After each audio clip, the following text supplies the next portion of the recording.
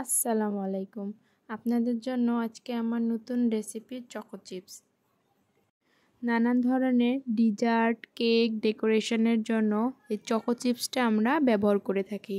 কিভাবে খুব সহজে ঘরেই তৈরি করে নেওয়া যায় এই চকো চিপস, ওইটাই আপনাদের সাথে আজকে আমি শেয়ার করব। আশা করছি রেসিপিটা আপনাদের কাছে ভালো লাগবে। চকো চিপস তৈরি করার জন্য আমি প্রথমে নিয়েছি 2টি বিস্কিট। এই বিস্কিট আপনার যে কোনো দোকানে পেয়ে যাবেন। আমি এখানে নিয়েছি হ্যাপি বিস্কিট। আপনারা চাইলে যে কোনো চকলেট ফ্লেভারের বিস্কিট নিতে পারেন। তো এবার আমি বিস্কিটটা খুলে নেব।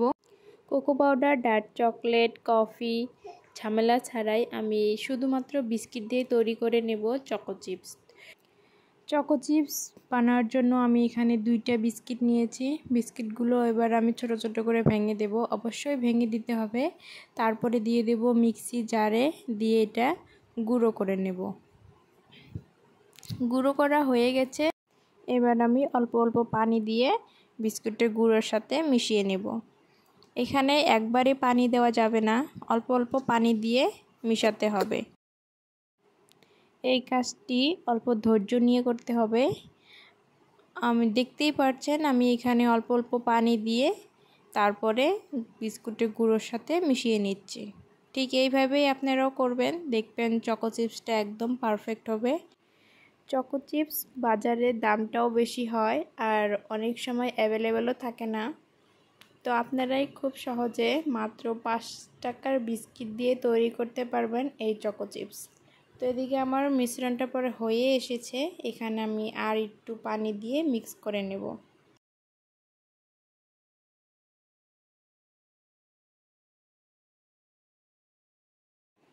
তো দেখতেই পাচ্ছেন ব্যাটারটা একদমই পারফেক্ট, একদম চকলেট মেল্ট করলে যেরকম হয় সেম ওই রকম হয়েছে।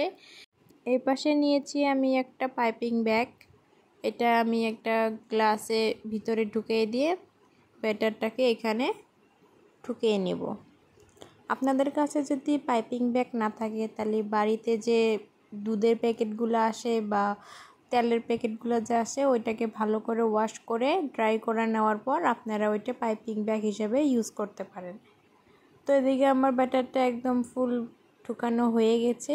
তারপরে আমি পাইপিং ব্যাগের যে মাথাটা আছে ওইটা ছোট্ট করে কেটে নেব।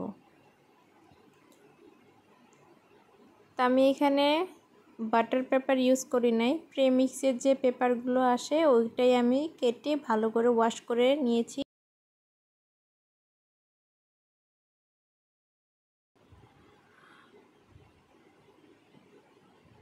তো আপনারা দেখতেই পাচ্ছেন এটা আমি কিভাবে করছি। আমি তলে একটু প্রেসার দিয়ে উপরে ফোল্ড করে নিচ্ছি। ঠিক এইভাবেই আমি সবগুলো চকো চিপস তৈরি করে নেব। তো দেখতেই পাচ্ছেন চকো চিপস তৈরি করাটা কত সহজ। আমি মাত্র 2টি উপকরণ দিয়েই তৈরি করে নিলাম একদম বাজারের মতন চকো চিপস। এই চকো চিপসটা তৈরি করা এতটাই সোজা যে কেউ ফার্স্ট টাইম যদি আপনি ট্রাই করেন তবু আপনার চকো চিপসটা একদমই পারফেক্ট হবে যদি আমার টিপসগুলো ফলো করেন। এই চকো চিপসটা তৈরি করার পরে আমি এটাকে শুকাতে দেব ফ্যানের নিচে। আপনারা চাইলে রোদেও দিতে পারেন। এই চকো চিপসটা আমি ফ্যানের নিচে 2 দিন রেখেছিলাম। এই যে শুকানোর পর আমার রেডি হয়ে গেল একদমই বাজারের মতন দেখতে চকো চিপস।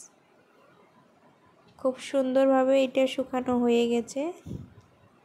তো দেখতেই পারলেন কত সহজ আর কত ইজি এই চকো চিপসটা।